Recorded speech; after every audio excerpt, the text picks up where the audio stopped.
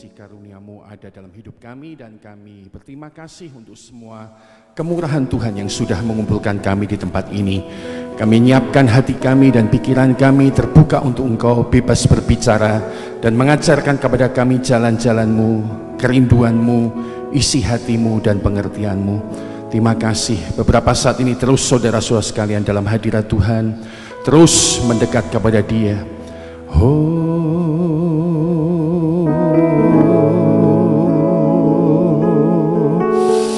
Haleluya.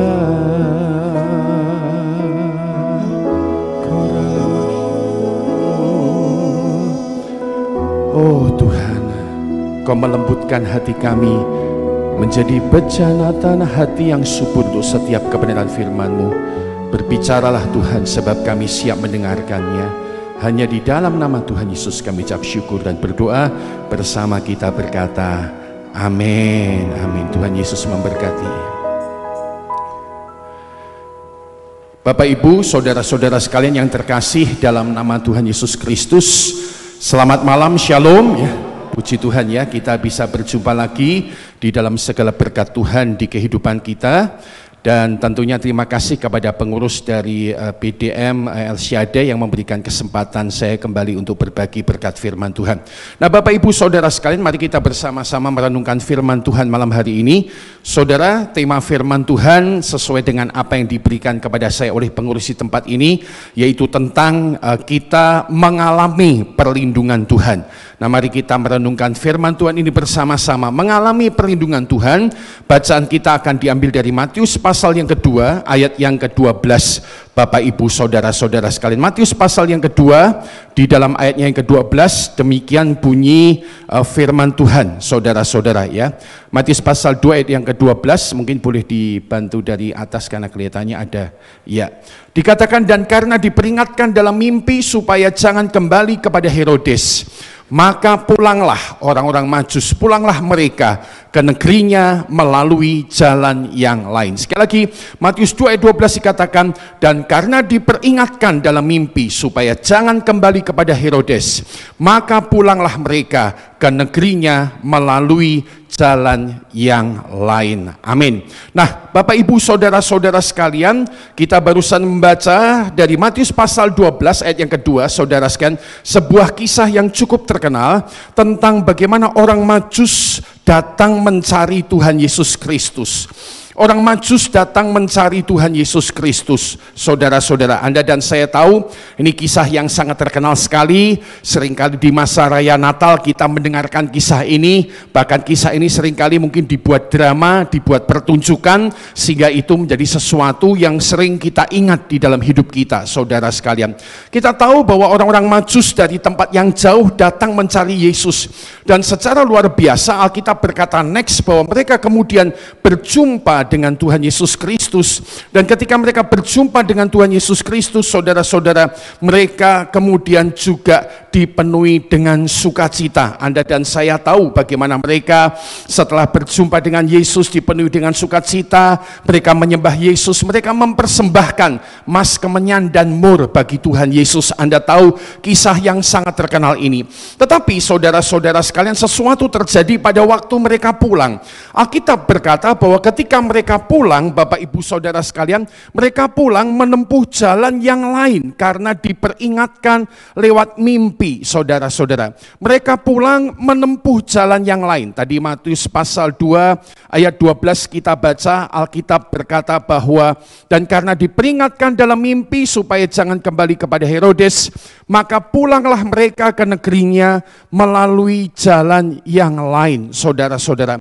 Mereka pulang, saudara sekalian, melalui satu rute yang lain, tidak lewat rute waktu awal mereka datang. Waktu awal mereka datang, mereka pergi berjumpa dengan Raja Herodes, saudara-saudara sekalian, dan kemudian Raja Herodes pura-pura berkata, nanti kalau kamu sudah ketemu raja itu tolong kasih tahu aku ya, nanti aku akan nyembah kepada raja itu juga, saudara-saudara sekalian. Tetapi kemudian ternyata lewat mimpi diperingatkan mereka, saudara, supaya tidak berjumpa dengan Herodes. Dan dengan demikian, saudara sekalian, terjadi satu perlindungan, satu keamanan tentunya bagi bayi Yesus, tetapi juga keamanan bagi orang-orang Majus. Anda tahu bagaimana kisah selanjutnya, kemudian Herodes menjadi murka dan kemudian memerintahkan membunuh bayi saudara di Bethlehem yang berumur 2 tahun ke bawah, Bapak Ibu Saudara sekalian. Dan ini kalau Yesus saudara sekalian tidak diluputkan dari itu, maka tentu kita tidak akan punya juru selamat seperti yang Anda dan saya hari ini miliki di dalam nama Tuhan Yesus Kristus. Nah, Bapak Ibu Saudara sekalian, kita belajar bahwa ketika orang Majus pulang lewat jalan lain, maka ini merupakan sebuah perlindungan bagi Tuhan Yesus, bahkan perlindungan bagi orang Majus sendiri, ya. Saya membayangkan kalau orang Majus mungkin pulang kepada Herodes saudara sekalian, dan kemudian mereka menyadari niat jahat Herodes, dan kemudian mungkin mereka coba tutup mulut, ya. Saya rasa mereka akan mendapatkan siksaan, mereka akan mendapatkan tekanan untuk memberitahukan tentang keberadaan Tuhan Yesus. Nah, Bapak Ibu, apa yang bisa kita tangkap saudara-saudara malam ini lewat kisah ini?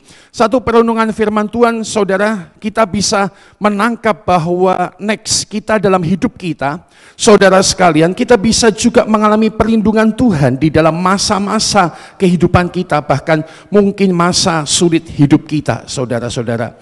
Anda dan saya tahu bahwa tahun 2023 banyak orang sudah ngomong tentang bahwa tahun ke depan ini tahun yang lebih sulit, bahkan ada kata kunci gelap. Tentu saya setuju saudara-saudara dengan semua hamba Tuhan yang berkata tidak usah takut. Memang kita tidak boleh takut. Yang setuju katakan amin saudara sekalian, ya. Tapi kita juga harus cerdas.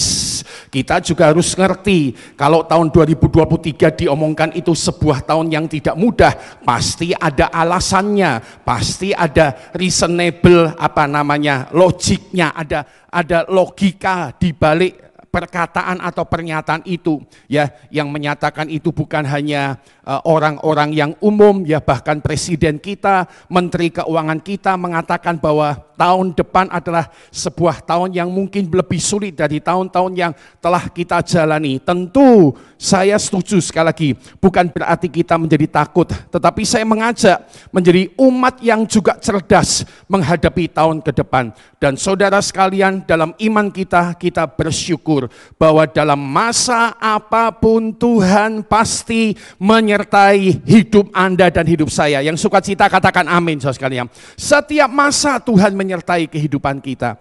Dan itulah saudara sekalian perlindungan Tuhan yang dapat Anda dan saya alami dalam masa-masa kehidupan kita. Nah, hari ini kita mau merenungkan dari kisah orang Majus ini saudara sekalian 3 hal. Bagaimana supaya kita bisa mengalami perlindungan Tuhan lebih lagi dalam hidup Anda dan hidup saya. Bagaimana kita bisa mengalami perlindungan Tuhan pada tahun-tahun ke depan, pada masa-masa yang akan datang lebih lagi di hidup kita. Saudara-saudara sekalian, kalau kita baca dari firman Tuhan, kita bisa mengalami perlindungan Tuhan dalam hidup kita kalau kita nomor 1, saudara sekalian, kita melekat kepada Tuhan. Kita bisa mengalami perlindungan di dalam Tuhan kalau kita ini melekat kepada Tuhan di hidup kita.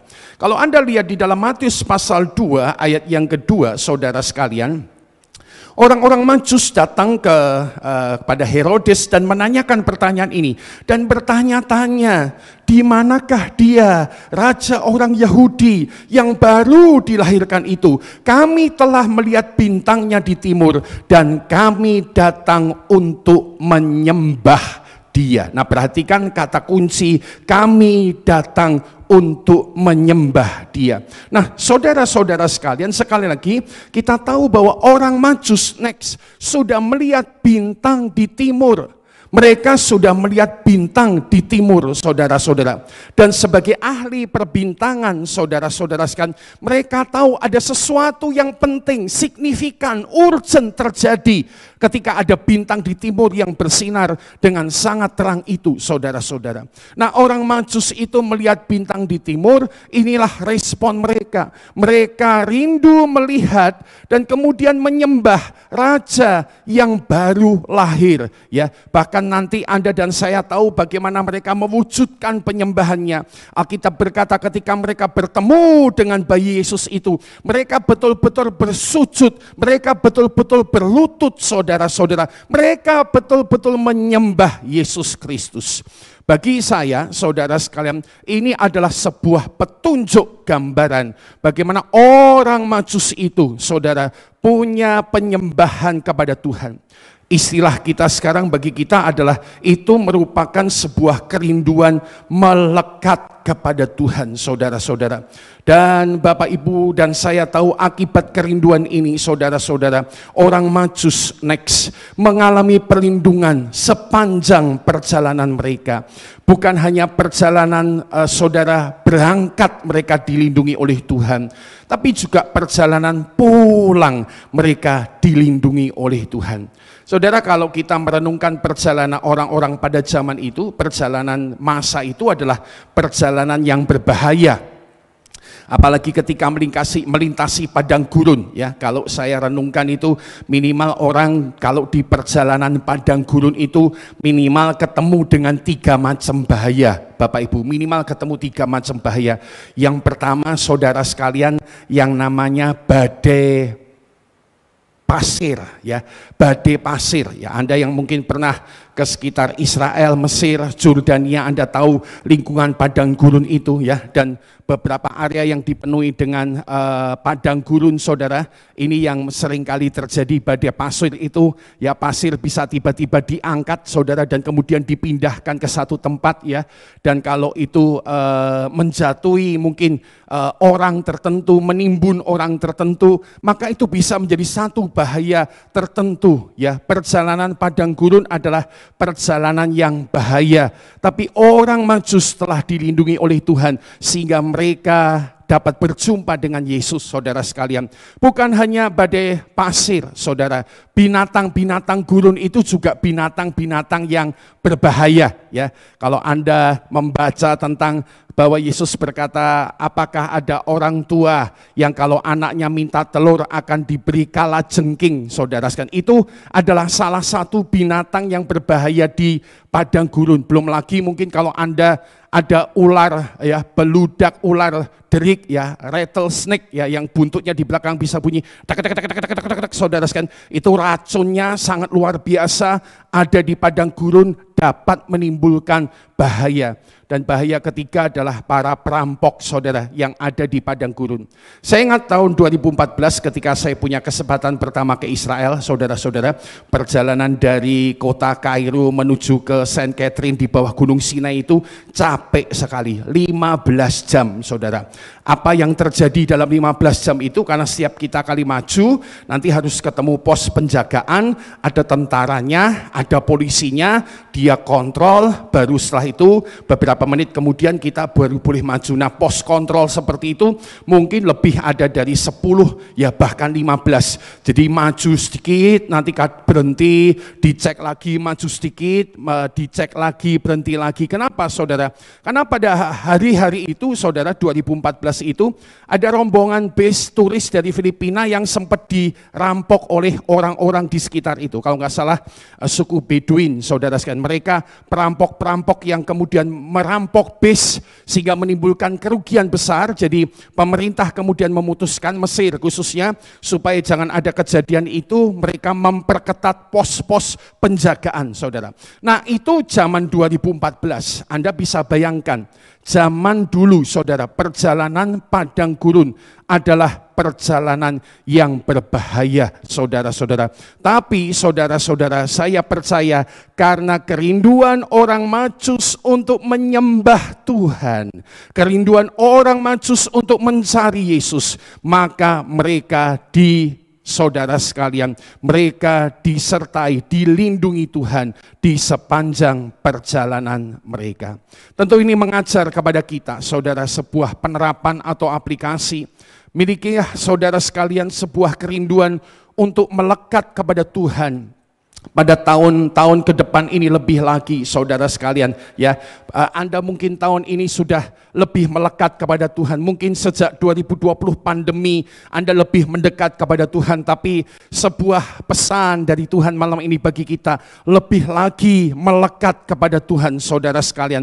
Karena itu tidak hanya mendatangkan sesuatu yang baik saja, tapi bahkan akan membuat kita dilindungi oleh Tuhan. Yang setuju sama-sama kita katakan amin. Alkitab berkata dalam Mazmur 91 ayat 14. Yuk kita baca bersama-sama ayat ini. Dalam doa kita katakan 2 dan 3. Sungguh hatinya melekat kepadaku, maka aku akan meluputkannya. Aku akan membentenginya, sebab ia mengenal namaku. Alkitab sendiri berkata, sungguh hatinya melekat kepadaku. Hatinya melekat kepadaku, maka aku akan meluputkannya, aku akan membentenginya, sebab ia mengenal namaku. Saudara-saudara, saya percaya bahwa kita orang-orang yang melekat kepada Tuhan akan mengalami perlindungan daripada Tuhan. Yang setuju katakan amin, saudara. Itu Tuhan punya pekerjaan dalam hidup orang-orang yang melekat kepada Dia, dalam hidup orang-orang yang dikasihi oleh Tuhan. Saudara-saudara, itu hal yang pertama. Yang kedua, saudara-saudara, bagaimana kita bisa mengalami perlindungan dari Tuhan lebih lagi, khususnya di tahun-tahun yang bahkan mungkin akan menjadi lebih berat pada tahun-tahun ke depan. Yang kedua, kalau kita melihat di dalam bagian firman Tuhan, saudara, kita bisa mengalami perlindungan Tuhan lebih lagi ketika kita berjalan mengikuti tuntunan Tuhan di hidup kita. Ketika kita berjalan melangkah di hidup kita, mengikuti tuntunan-tuntunan Tuhan di hidup Anda dan hidup saya. Perhatikan Matius 2 ayat yang ke-9, saudara-saudara sekalian. Alkitab berkata demikian, setelah mendengar kata-kata raja itu, berangkatlah mereka orang Majus. Nah, dan lihatlah, bintang yang mereka lihat di timur itu mendahului mereka. Bintang yang mereka lihat di timur itu mendahului mereka, atau boleh dipakai kata menuntun mereka hingga tiba dan berhenti di atas tempat di mana anak itu, Yesus itu berada. Saudara-saudara sekalian, dari sini kita tahu, saudara, bahwa apa yang orang Majus lakukan sehingga mereka, saudara sekalian, dilindungi oleh Tuhan. Saudara-saudara, berangkatnya dilindungi oleh Tuhan, pulangnya melalui jalan yang lain juga berarti perlindungan Tuhan bagi mereka. Sebab mereka adalah orang Majus ini adalah orang yang mengikuti tuntunan Tuhan dalam rangka mencari Tuhan Yesus. Sekali lagi Alkitab berkata bahwa mereka melihat bintang di timur, dan itu menjadi pedoman mereka, itu menjadi patokan mereka, itu menjadi guidance buat mereka, tuntunan mereka. Jadi kemana bintang itu bergerak dan berada, disitulah mereka nututi, mereka berjalan, mereka mengikuti tuntunan Tuhan yang diberikan melalui bintang yang ada di timur itu. Saudara-saudara, sebagai penerapan sederhana malam ini, saya percaya dapat dibagikan bahwa tuntunan Tuhanlah yang akan membuat kita dilindungi oleh Tuhan di hidup kita hari-hari ke depan ini. Yang setuju sama-sama kita katakan amin. Bukan hanya hati yang melekat kepada Tuhan saja, tapi yang kedua, kita perlu punya, saudara sekalian, sebuah kepekaan mengikuti tuntunan Tuhan, ya, dalam kehidupan kita, sehingga kita akan mengalami perlindungan daripada Tuhan. Kalau kita lihat di dalam Alkitab ini, saudara sekalian, saya ingin sharing minimal ada 3 macam jenis tuntunan Tuhan yang ada di bagian Matius ini, saudara. Ya, ada macam-macam tuntunan Tuhan, saudara. Yang pertama, saudara-saudara, tuntunan Tuhan diberikan kepada orang Majus, yaitu melalui firman Tuhan. Dalam Matius pasal 2 ayat yang ke-5, Bapak Ibu saudara-saudara sekalian, ketika ditanyakan di manakah raja, tempat raja yang lahir itu, maka Herodes kemudian memanggil ahli-ahli kitab, ahli-ahli Taurat, dan nanya sama mereka, apa kata Alkitab, apa petunjuk Alkitab, apa yang Alkitab sampaikan tentang raja yang akan lahir itu. Nah, saudara-saudara, dari situ mereka kemudian mengacu kepada Alkitab, kepada kitab-kitab, dan kepada firman Tuhan. Mereka berkata kepada Herodes, di Betlehemlah itu raja akan lahir di tanah Yudea, karena demikianlah ada tertulis dalam kitab Nabi. Saudara-saudara sekalian, kalau dulu firman Tuhan Alkitab menuntun hamba-hambanya, hari ini Alkitab menuntun langkah hidup kita. Yang sukacita sama-sama katakan amin.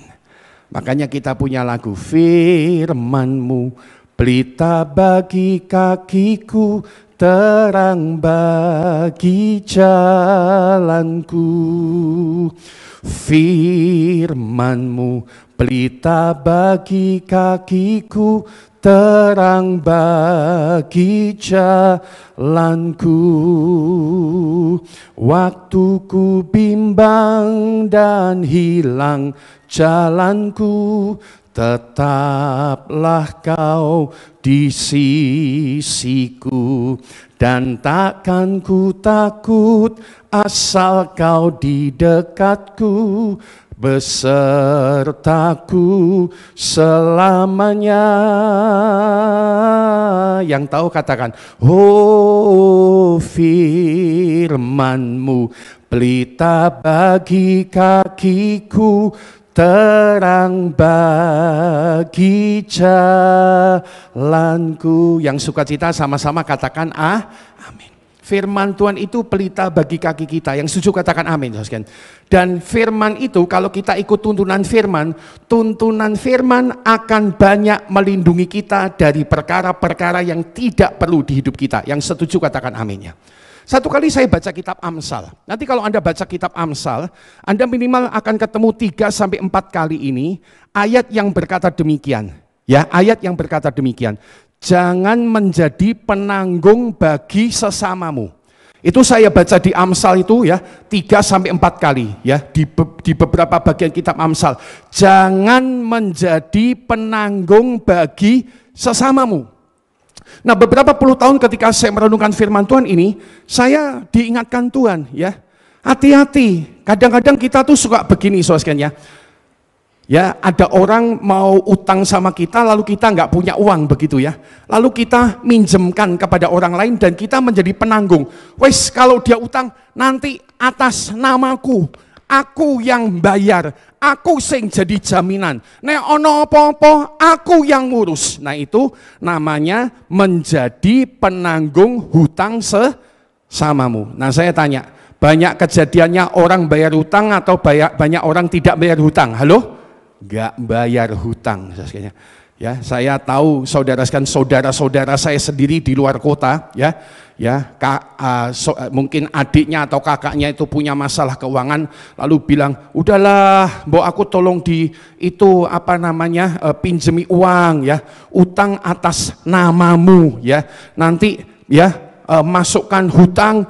Pinjem sertifikat rumahmu, katanya demikian. Nanti aku yang kerja, aku yang bayari, saudara. Itu orang-orang dekat saya saja ya. Sertifikat rumahnya bablas angin, hilang rumah miliaran. Karena apa? Menanggung hutang sesama. Saudara, bukankah Alkitab itu penuntun bagi hidup kita? Yang sukacita katakan amin ya. Dan melindungi kita dari perkara-perkara yang berbahaya di hidup kita. Saudara, karena itu tuntunan Tuhan yang pertama yang harus selalu kita perhatikan adalah firman Tuhan. Ya, banyak-banyak saudara sekalian lebih lagi merenungkan firman Tuhan, ya, menggumuli, bersekutu, merenungkan firman Tuhan, ya. Saya sendiri punya kebiasaan begini, ya. Saya mulai lakukan lagi, ya. Kalau Anda mau jadi orang yang cerdas dalam pimpinan firman Tuhan, simple. Ini yang saya kerjakan. Dulu saya dapat masukan dari orang, baca kitab Amsal 1 hari 1 pasal. Tanggal 1 baca Amsal 1, tanggal 2 baca Amsal 2, tanggal 3 baca Amsal 3, tanggal 4 baca Amsal 4, tanggal 5 baca Amsal 5. Saudara, itu memang banyak hikmatnya. Saya sendiri mau bersaksi, saya jadi pendeta gembala jemaat usia 27 tahun. Yang saya pimpin mungkin 1.500 orang, saudara-saudara. Itu usianya banyak di atas saya, 30, 40, 50, 60, 70. Anda bayangin, orang 27 tahun mimpin orang yang tua-tua. Kira-kira dari mana hikmatnya kalau bukan dari tuntunan Tuhan? Itu pasti pekerjaan Tuhan di dalam hidup kita. Yang sukacita sama-sama katakan amin. Kemarin kita ulang tahun ke berapa itu? Ke 12 tanggal 10 Oktober. Saya minta jemaat daftar lewat Komsel. Ya, yang tua sama yang muda anak-anaknya. Yang daftar lewat Komsel karena kita pengen sediakan makan waktu ulang tahun. Yang daftar lewat Komsel saja sudah 2.160 orang ya. Saya sampai kaget-kaget, ini nyepake panganan 2.000 buat 2.000 orang. Tapi kemudian yang datang ya memang sekitar 2.500-an orang. Saudara-saudara, yang mau saya sampaikan adalah bukan kebesaran manusia. Saya mau beritahu bahwa kalau Tuhan tidak menuntun lewat firman-Nya, maka kita tidak bisa, saudara, bertahan di tengah zaman yang luar biasa berubah. Ya, zaman yang kadang-kadang begitu kejam, ya, saudara-saudara sekalian. Kadang-kadang kita apa ya, hari-hari ini ya investasi luar biasa, betul enggak ya? Investasi luar biasa, ya. Ada yang namanya Bitcoin, ya, saudara. Ada banyak orang kepancing nanam uangnya di sana. Nah, kalau kita lihat Alkitab, saudara, kita akan sadar bahwa ada banyak hal yang tidak bersesuaian dengan Alkitab. Dan Alkitab, tuntunan firman Tuhan, itu mengamankan hidup Anda dan hidup saya. Yang kedua, saudara, tuntunan Tuhan, yang kedua yang bisa kita lihat di sini adalah tanda dari Tuhan. Saya memakai istilah itu. Ya, dalam Matius pasal 2 ayat 10 Alkitab berkata, ketika mereka melihat bintang itu atau melihat bintang sebagai tanda dari Tuhan itu, sangat bersukacitalah mereka. Saudara, orang-orang Majus mengikuti tuntunan Tuhan. Dan saudara sekalian, salah satu tuntunan Tuhan yang ada di sana adalah tanda ya yang Tuhan berikan, yaitu bintang ya, yang bahasa orang Jawa itu ketok melok-melok ya, nuntun saudara sampai berhenti di atas ya tempatnya Tuhan Yesus Kristus. Tanda itu sangat jelas dapat dilihat oleh mereka, dapat dikenali oleh mereka. Maka yang kedua, saudara, kita bisa belajar bahwa kita bisa mengalami tuntunan Tuhan, ya. Yang kedua adalah lewat tanda yang Tuhan berikan. Saudara-saudara sekalian, saya suka mendorong orang, walaupun ini kadang-kadang tidak terlalu benar banget ya. Kalau ada keputusan-keputusan penting dan rasanya kamu ragu-ragu, salah satu yang saya sarankan, walaupun tidak selalu, saya bilang minta tanda mbek Tuhan. Minta tanda sing angel sisan. Tanda yang paling gak masuk akal. Nah itu mungkin apa karena saya ini namanya sama kayak Gideon yang di Alkitab ya, saudara-saudara. Anda tahu Gideon di Alkitab, si pengecut itu ketika dipanggil Tuhan, "Hei kamu, pahlawan yang diurapi oleh Tuhan." Maka Gideon bilang, "Kok iso aku pahlawan? Wong aku aja sembunyi-sembunyi kok. Aku ini mengirik gandum di tempat pemerasan anggur. Aku ini sembunyi-sembunyi dari musuh. Kok bisa dipanggil pahlawan itu gimana?" Maka kemudian malaikat Tuhan berkata, ya, menguatkan Gideon. Nah, Gideon yang ragu-ragu itu di Alkitab kalau Anda baca, minimal minta 3 bahkan sampai 4 kali tanda. Minimal 3 kali tanda. Dia bilang, "Tuhan, aku letakkan bulu domba di sini ya. Kalau besok pagi bulu dombanya basah, sekelilingnya kering, aku tahu itu Engkau." Digenapi Tuhan. Dia sekarang bilang, "Tuhan, sekarang aku minta kedua kali ya. Kalau sekarang sekelilingnya basah, bulu dombanya itu kering, aku tahu itu Engkau." Saudara sekalian, dia minta tanda yang sulit, yang angel, yang tidak mudah. Tapi Tuhan dengan sayang menggenapinya. Dari situ dia tahu dia dituntun oleh Tuhan. Nah, saya berkata bahwa tahun depan mungkin jadi salah satu tahun pergumulan yang tidak terlalu tahu akan seperti apa beratnya bagi Bapak, Ibu, dan saya. Tapi saya mau beritahu, di tahun yang tidak mudah itu sekalipun, Tuhan mau menuntun saya dan Anda yang sukacita, katakan amin. Tuhan menuntun kita. Salah satunya kalau perlu, gimana? Ya ini mungkin sharing saya, tapi jangan lupakan hamba-hamba Tuhan di sini ya, ada Pak Andi dan kawan-kawan ya. Minta tanda sama Tuhan kalau perlu. Saya ingat saudara sekalian tahun 91 bulan Desember, itu adalah setengah tahun sebelum saya lulus tahun 92, dan saya harus membuat satu keputusan. Saya mau masuk kuliah di mana? Saya ingat saya sudah punya cita-cita pengen jadi seorang dokter, saudara. Saya sekolah SMA, masuk jurusan A2, dan rasanya menyenangkan sekali dengan semua urusan biologi dan segala macam. Saya pikir salah satu kesenangan saya menjadi seorang dokter. Tapi saya juga punya pergumulan, saya kayaknya merasa dipanggil Tuhan jadi pendeta. Tapi masalahnya begini, saudara. Sejak kecil itu saya nggak seneng kalau papa mama saya bilang, ya kalau kebetulan katanya saya dilahirkan sebagai anak permintaan kepada Tuhan setelah 6 tahun kosong.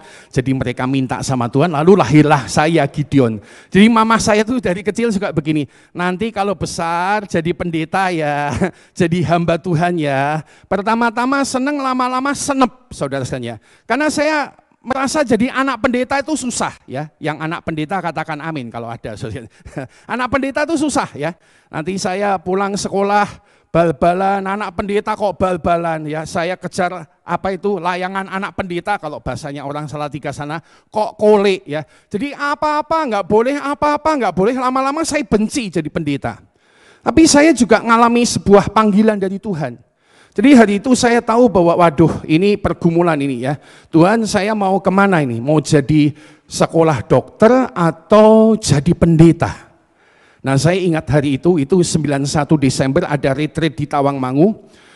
Dan saya kemudian mencoba menantang Tuhan dalam tanda positif ya. Dalam arti positif saya bilang, kalau memang Engkau Tuhan yang manggil saya, kasih tanda. Kasih tanda. Nah saya bilang begini, siapapun Tuhan, ini kan retreat 1000 orang anak muda. Saya bilang ini, siapapun pendeta yang di atas sana, dia turun ke bawah, marani aku langsung, lalu ngomong di kupingku, Tuhan memanggil kamu. Saya bilang, itu pasti Engkau, aku takluk nanti Tuhan. Jadi saya cari sebuah tanda yang paling sulit. Kalau buat minta tanda itu tanda yang sulit, yang setuju katakan amin saudara ya. Jangan yang umum-umum. Tuhan, gadis pertama yang nanti masuk dari pintu gereja, dialah pasangan saya. Oh memang bocah iku tiap minggu tekone awal ya. Jadi Anda wis ngincer ya toh. Jangan sampai tahu nenek tua yang masuk saudara. Maka batallah semua rencana Anda. Jadi hari itu saya minta sebuah tanda yang sulit. Siapapun Tuhan yang di sana itu yang khotbah ya, turun terus khusus ke bawah, ngasih tahu saya, takluk aku Tuhan, aku tahu itu pasti Engkau. Mungkin hari kedua, hari ketiga saudara, hari itu pendeta Sam Sokota dari Tawangmangu sedang menyampaikan sesi tentang baptisan Roh Kudus. Lalu dia menantang anak-anak muda, siapa belum dibaptis Roh Kudus, silahkan maju ke depan. Saya ingat ada banyak anak muda maju, saya nggak maju karena saya sudah menerima pelayanan baptisan Roh Kudus. Ini gereja Betel kami ya saudara sekalian. Lalu saya ada di tempat ya berdiri tapi berdoa, tapi saya memang merasa sangat zaman Tuhan itu nyata pada jam itu, hari itu. Tiba-tiba saudara, saya kaget ada orang itu datang ke sebelah saya ya saudara, dan saya akhirnya tahu itu Pak Sam, saudara sekalian ya, yang dipakai Tuhan, yang kemudian tumpang tangan bilang berkata, kira-kira serahkan dirimu kepada Tuhan. Hancur hati, sudah nggak protes macam-macam. Selesai retreat itu saya bilang sama Papa, Pak, aku berangkat ke Jakarta. Mau apa kamu? Sekolah pendeta. Papa saya yang kaget-kaget. Mau sekolah pendeta beneran? Iya, saya serahkan diri pada Tuhan. Ya, saudara-saudara sekalian, salah satu cara Tuhan menuntun adalah tanda dari Tuhan. Kalau hari-hari ke depan ini Anda mungkin mengalami sebuah pergumulan yang sangat signifikan dan Anda betul-betul butuh pengertian dari Tuhan. Kalau perlu minta tuntunan tanda dari Tuhan. Yang ketiga, yang paling akhir, yang bagian kedua ini adalah dimensi profetis. Saudara, saya menyebutnya demikian ya. Jadi orang-orang Majus tadi ya, dituntun oleh Tuhan, ya. Dia lihat bintang di timur, tapi kemudian dia dengar firman, di Bethlehem akan lahir Yesus itu. Yang kedua, saudara sekalian, ya, kemudian mereka dituntun oleh bintang itu, ya, sebagai tanda dari Tuhan. Yang ketiga, saudara, dimensi profetis. Ayat firman Tuhan Matius 2 ayat 12 berkata demikian, dan karena diperingatkan dalam mimpi supaya jangan kembali kepada Herodes, maka pulanglah mereka ke negerinya melalui jalan lain. Diperingatkan dalam mimpi. Diperingatkan dalam mimpi. Ini sesuatu yang spesifik, saudara sekalian. Saya menyampaikan apa yang saya yakini, saudara sekalian, bahwa sampai hari ini Tuhan masih bisa berbicara kepada kita dengan tuntunan-tuntunan dari Dia. Yang setuju katakan amin, saudara. Kisah Rasul pasal 2 ayat 17, Alkitab berkata demikian, akan terjadi pada hari-hari terakhir, demikianlah firman Allah, bahwa aku akan mencurahkan rohku ke atas semua manusia. Perhatikan, dicurahkan rohnya, maka anak-anakmu laki-laki dan perempuan akan bernubuat, saudara-saudara sekalian, teruna-terunamu akan mendapat penglihatan-penglihatan, dan orang-orangmu yang tua akan mendapatkan mimpi. Nah, inilah yang saya sebut dengan dimensi profetis. Jadi profetis itu berasal dari kata profet. Profet artinya nabi. Nabi kalau pada zaman dulu, saudara sekalian, mereka menangkap suara atau pesan Tuhan, dan salah satu dari beberapa cara menangkap pesan Tuhan adalah melalui dimensi profetis ini. Di sini disebut ada bernubuat, ada penglihatan, ada mimpi, saudara-saudara. Dan mohon izin menyampaikan, saya percaya itu masih terjadi sampai hari ini, ya. Anda mungkin pernah dengar beberapa orang berkata, saya mendapatkan mimpi tertentu, oh ternyata kok maksudnya adalah ini, ya. Maksudnya adalah hal ini yang Tuhan maksudkan, hal ini yang Tuhan maui, saudara-saudara. Itulah cara-cara Tuhan memimpin sampai pada zaman ini. Saudara-saudara, ketika kita mengikuti terus pimpinan daripada Tuhan, maka kita akan sekaligus mengalami perlindungan daripada Tuhan di dalam kehidupan kita, saudara-saudara sekalian. Yang ketiga, yang paling akhir, Bapak Ibu Saudara sekalian, kita akan mengalami perlindungan Tuhan saat kita mempersembahkan hidup kepada Tuhan. Saudara, dari Matius 2 ayat 11, ya, ayat terakhir kita baca sama-sama yuk Bapak Ibu, next ya, Matius 2 ayat 11 dikatakan tentang orang Majus ini. Katakan 2-3, maka masuklah mereka ke dalam rumah itu dan melihat anak itu bersama Maria, ibunya. Lalu sujud menyembah dia. Mereka pun membuka tempat harta bendanya dan mempersembahkan persembahan kepadanya, yaitu emas, kemenyan, dan mur. Ini kisah terkenal sekali. Orang Majus mencari Yesus. Orang Majus berjumpa Yesus. Orang Majus, Bapak Ibu, Alkitab berkata kemudian menyembah Yesus. Ini poin pertama tadi. Mereka rindu, ya, bagi kita sekarang pelajarannya adalah melekat kepada Yesus. Tapi mereka tidak hanya menyembah Yesus. Mereka kemudian, saudara, juga mempersembahkan satu persembahan kepada Yesus, ya. Anda tahu jenis persembahannya, emas, kemenyan, dan mur, ya. Kita telah mendengar dari banyak penafsiran, ini adalah jenis persembahan yang mahal punya. Ini jenis persembahan yang extraordinary.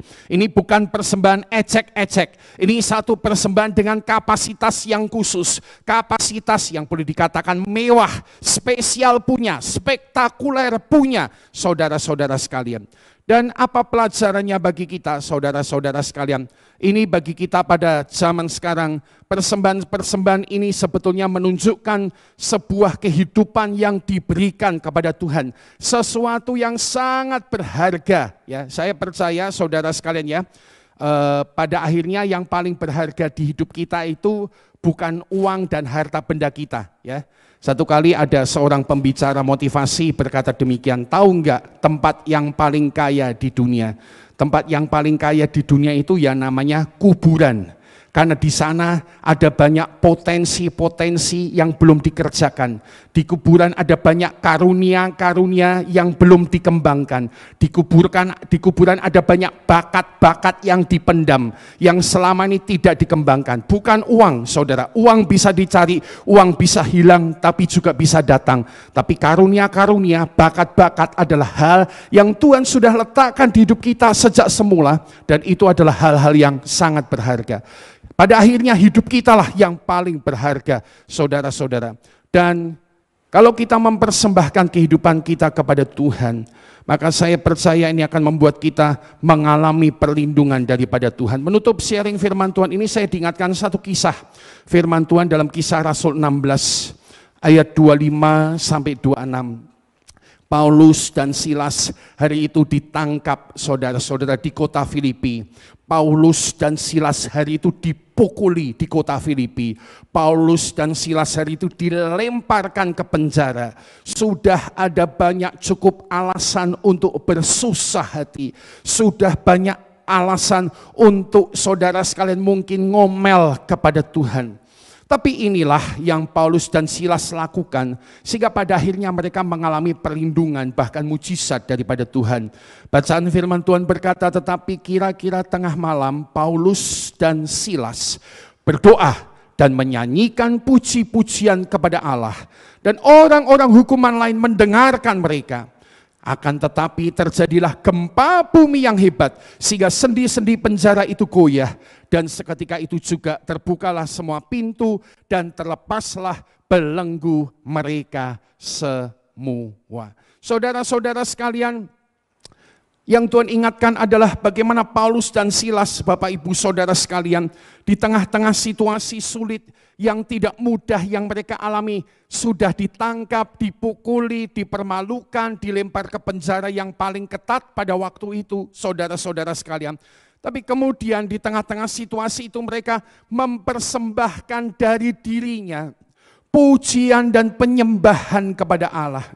Mereka menyanyikannya di tengah-tengah penjara itu, dan Alkitab bilang orang-orang hukuman lain mendengar mereka tapi mereka tidak peduli. Yang penting itu Tuhan. Mereka persembahkan hidup mereka terus kepada Tuhan pada waktu itu. Saudara-saudara sekalian, sebagai akibatnya Alkitab berkata Tuhan berbuat mujizat. Tuhan melepaskan saudara belenggu mereka dan Tuhan membebaskan mereka dari kesulitan pada malam hari itu. Dengarkanlah prinsip yang sederhana. Kalau kita mempersembahkan diri kita terus kepada Tuhan, kita mempersembahkan penyembahan kita terus kepada Tuhan, maka tahun ke depan ini kita adalah orang-orang yang akan mengalami perlindungan daripada Tuhan. Yang setuju sama-sama kita katakan amin. Saudara-saudara, mengakhiri firman Tuhan. Sebagai kesimpulannya malam ini, saudara sekalian, perlindungan Tuhan itu sungguh akan ada, sungguh akan nyata bagi setiap saya dan Anda yang lebih lagi melekat kepada Tuhan. Sungguh hatinya melekat kepadaku, maka aku akan meluputkannya, kata firman Tuhan. Perlindungan Tuhan akan ada pada hidup orang-orang yang dituntun oleh Tuhan, melangkah sesuai dengan firman Tuhan, melangkah bersama dengan Tuhan, dan perlindungan Tuhan akan ada bagi orang-orang yang mempersembahkan hidup kepada Tuhan. Amin untuk firman Tuhan. Mari kita datang dalam doa-doa kita kepada Tuhan, saudara sekalian. Kita bersama-sama mempersiapkan diri mengakhiri malam ini, tetapi sekaligus dengan iman kita, kita mempersiapkan diri memasuki tahun yang ke depan. Dan biarlah menjadi satu keyakinan kita bahwa Dia ada bersama dengan kita di setiap musim kehidupan kita. Pemusik bisa siapkan diri, Engkau ada bersamaku di setiap musim hidupku. Tak pernah Kau biarkan ku sendiri. Mari kita datang kepada Tuhan lewat doa. Nada D diberikan kepada kita. Nada D2 ya. Engkau ada bersamaku di setiap musim hidupku. Tak pernah Kau biarkan, tak pernah Kau biarkan ku sendiri.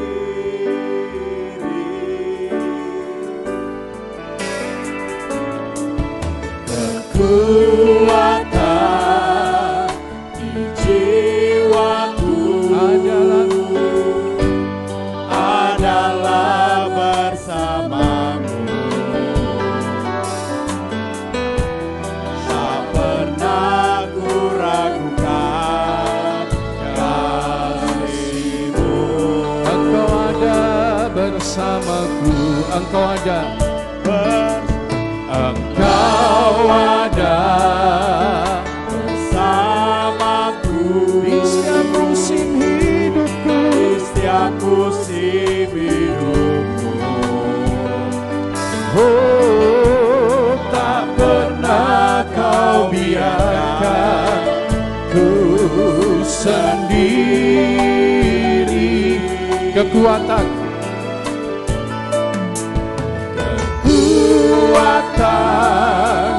di jiwaku, oh, adalah bersamamu. Oh, tak pernah ku ragukan. Mari kita bangkit berdiri bersama. Bangkit berdiri sabda Tuhan, katakan bersamamu Bapa. Ku lewati semua perkenananmu yang teguhkan hati. Engkau yang bertindak, memberi pertolongan, memberi pertolongan.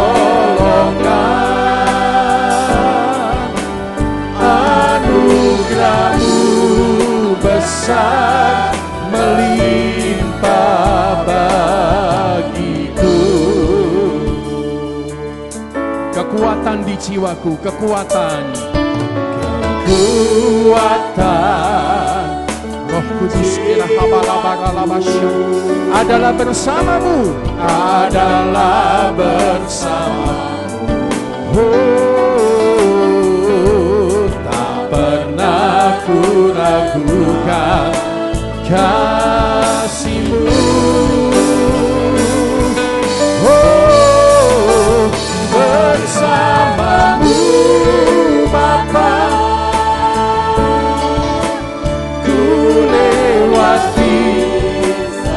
Ya Tuhan, perkenananmu yang, oh, teguhkan hati. Engkau yang bertindak, Engkau yang bertindak, memberi pertolongan, memberi pertolongan. Anugerah Tuhan, anugerah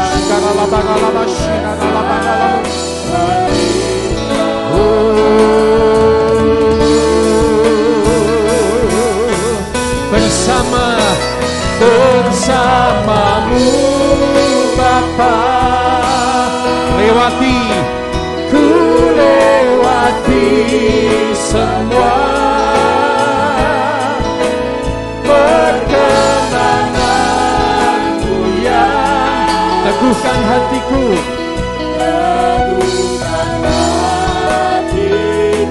Engkau yang bertindak, Engkau yang bertindak, memberi pertolongan.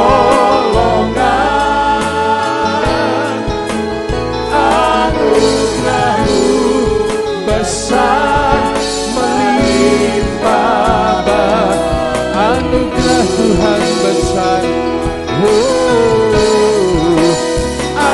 Anugerah-Mu besar melimpah. Sekali lagi, anugerah Tuhan besar. Anugerah-Mu besar melimpah. Sembah Tuhan, haleluya. Oh,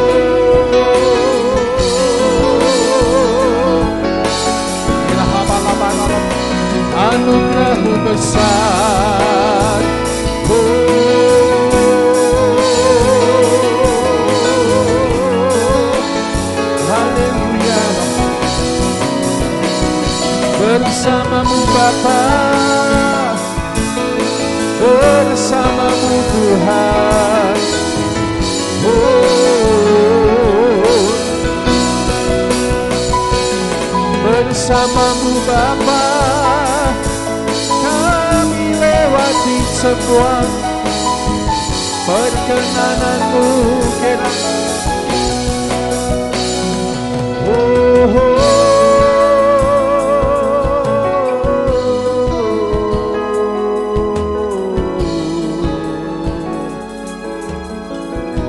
Tuhan, kita akan terus mengalami perlindungan daripada Tuhan ketika kita melekat lebih lagi kepada Dia, ketika kita mengikuti tuntunannya, dan ketika kita terus mempersembahkan hidup ke dalam tangan Tuhan. Berapa banyak yang rindu lebih lagi, Tuhan, tahun 2023 ada banyak ketidakpastian, tapi aku bersyukur bersama dengan Engkau ada kepastian itu, bersama dengan Engkau ada perlindungan itu, bersama dengan Engkau ada kemenangan itu, bersama dengan Engkau ada kekuatan itu. Hanya bersamamu Tuhan, kami sungguh-sungguh akan memasuki tahun baru dengan kekuatan baru, kemenangan baru, sukacita baru. Dan apakah Anda meminta itu malam ini kepada Tuhan? Setiap kita yang meminta kepada Tuhan, katakan refren lagu ini dengan sukacita, katakan bersamamu lewati semua, ku lewati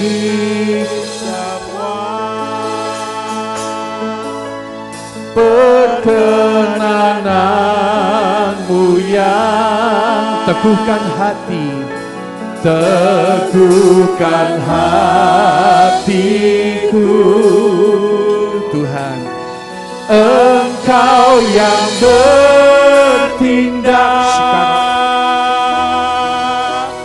memberi pertolongan, anugerahmu besar melimpah. Sekali lagi, hanya bersama Tuhan, oh, bersamamu Bapa, ku lewati semua perkenananmu yang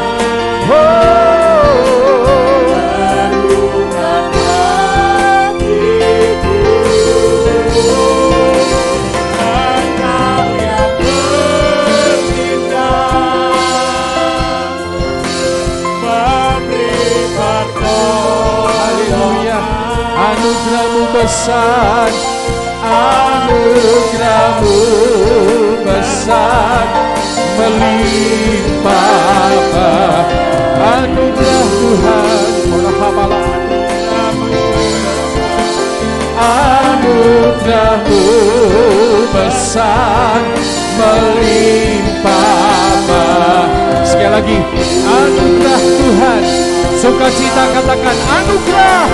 Anugerahmu besar melimpah bagiku.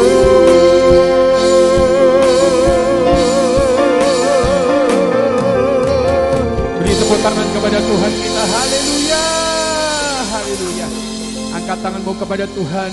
Selama melekat kepada Tuhan, selama mengikuti tuntunan Tuhan, selama terus mempersembahkan hidup kepada Tuhan, engkau akan melihat kemenangan demi kemenangan. Bahkan di tahun ke depan, tahun yang dikatakan orang-orang begitu gelap adalah tahun penuh sinar kemuliaan Tuhan dalam hidup Anda dan saya. Diberkati kita semua yang mengandalkan Dia Tuhan kita. Hanya di dalam nama Tuhan Yesus kami ucap syukur dan berdoa. Bersama kita berkata amin. Tuhan berkati.